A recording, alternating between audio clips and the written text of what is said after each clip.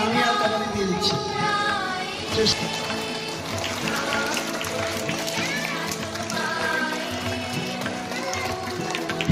নিবেদন করবেন প্রধানমন্ত্রী যারা রয়েছে ছাত্রছাত্রীরা তারা যাও যাও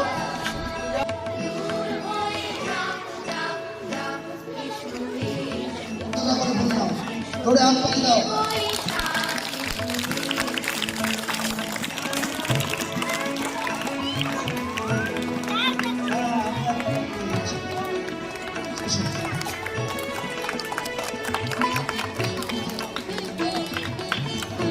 অল্প করে ফুল দাও, ফুল দিয়ে তারপরে আবার দাঁড়াও।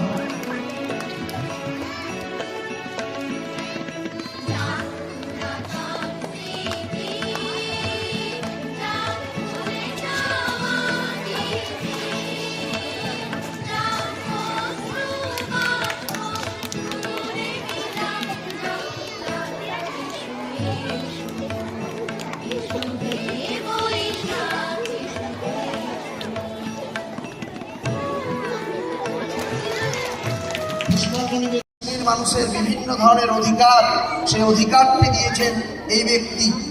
তিনি নিজে রচনা করেছেন, তিনি নিজে লিখেছেন এবং সেই সংবিধান ভারতবর্ষে 1950 সালে 1947 সালে দেশ স্বাধীন হয়েছিল, কিন্তু 1950 সালে সেই সংবিধানকে মান্যতা দেওয়া হয় এবং পরবর্তীতে সেই সংবিধান অনুযায়ী আমাদের দেশের সংবিধান এত সুন্দরভাবে এত শক্তিশালী সংবিধান তৈরি করেছিলেন, যার ফলে ভিতরের শত্রুরা বা বাইরের কোনো শত্রুরা বা বাইরের কোনো মানুষ বা ভিতরেও কোনো মানুষ এটাকে ভাঙতে পারে না।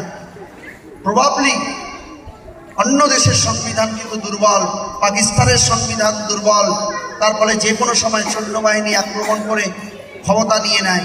বাংলাদেশের সংবিধান দুর্বল, শ্রীলঙ্কার সংবিধান দুর্বল, ভারতের সংবিধান হচ্ছে সব থেকে বেশি শক্তিশালী সংবিধান। সেই সংবিধানে আমাদেরকে অধিকার দেয়, খাবার অধিকার, আজকে স্কুলে আসছো স্কুলে পড়ার অধিকার, চলাফেরার অধিকার, কথা বলার অধিকার, ধর্মের অধিকার, শিক্ষার অধিকার, স্বাস্থ্যের অধিকার, আইনের অধিকার, প্রত্যেকটা ক্ষেত্রে।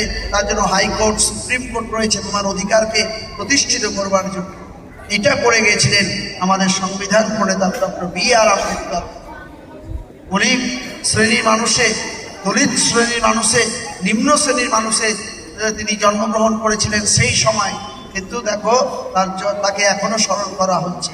সেই জন্য আমরা ডক্টর বি.আর. আম্বেদকরের জন্মদিন আগামীকাল, কিন্তু আজকে আমাদেরকে মনে রাখতে রাখবে ভারতের সংবিধান বিভিন্ন সময় পরিবর্তন করে দেওয়ার চেষ্টা করা হচ্ছে। আজকে ডক্টর বি.আর. আম্বেদকরের যে ধরনের শ্রদ্ধা পাওয়া উচিত ছিল সেই ধরনের শ্রদ্ধা কিন্তু সম্মান কিন্তু পাচ্ছেন না।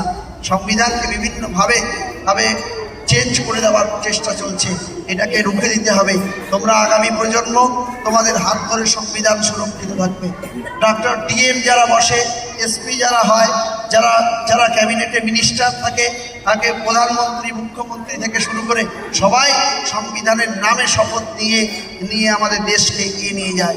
এর আগেও যারা ছিলেন তারাও সংবিধানের মান্যতা দিয়ে গোটা দেশ ভারতবর্ষকে এগিয়ে নিয়ে গেছে। তাই জন্য আমরা ডক্টর বি.আর. আম্বেদকরের জন্মদিনটাকে ছোট্ট পুষ্পার্ঘ নিবেদনের মাধ্যমে আমরা পালন করব। সবার প্রথমে আমি সুব্রতা ম্যামকে আসার জন্য অনুরোধ করছি। পুষ্পার্ঘ ধরে হাত পাখি দাও।